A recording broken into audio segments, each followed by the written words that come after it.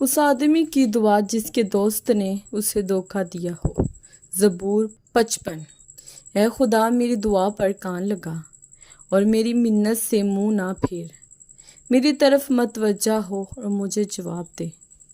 میں غم سے بے قرار ہو کر کرہاتا ہوں، دشمن کے آوازہ سے اور شریر کے ظلم کے باعث، کیونکہ وہ مجھ پر بدی لادتے ہیں اور قہر میں مجھے ستاتے ہیں۔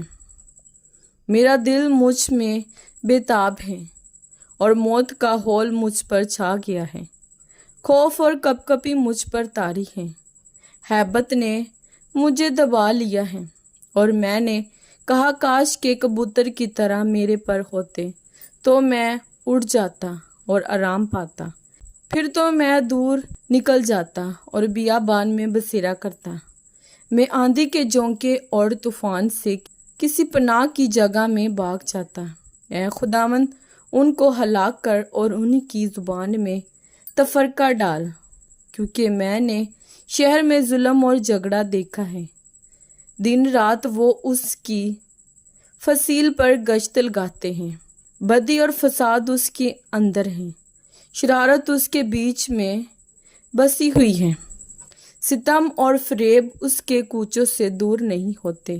جس نے مجھے ملامت کی وہ دشمن نہ تھا، ورنہ میں اس کو برداشت کر لیتا، اور جس نے میرے خلاف تکبر کیا وہ مجھ سے عداوت رکھنے والا نہ تھا، نہیں تو میں اس سے چھپ جاتا، بلکہ وہ تو ہی تھا جو میرا ہمسر، میرا رفیق اور دلی دوست تھا۔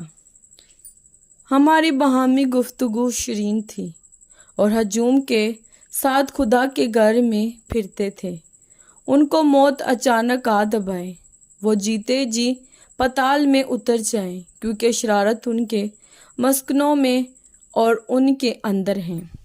پر میں تو خدا کو پکاروں گا اور خداوند مجھے بچا لے گا۔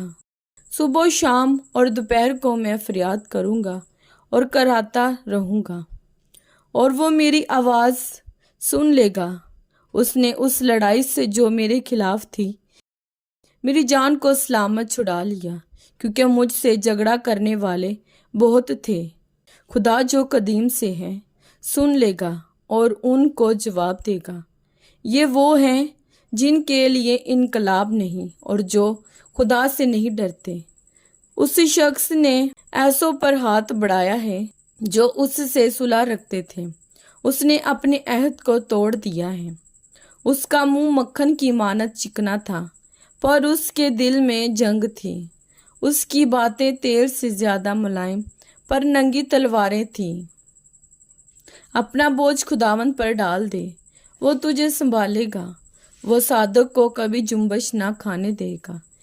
لیکن اے خدا تو ان کو ہلاکت کے گڑھے میں اتارے گا۔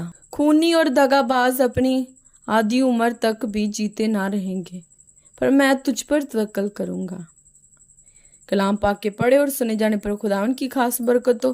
خداوند کا شکر ہو، آمین۔ خداوند آپ سب کو برکت دے، آمین۔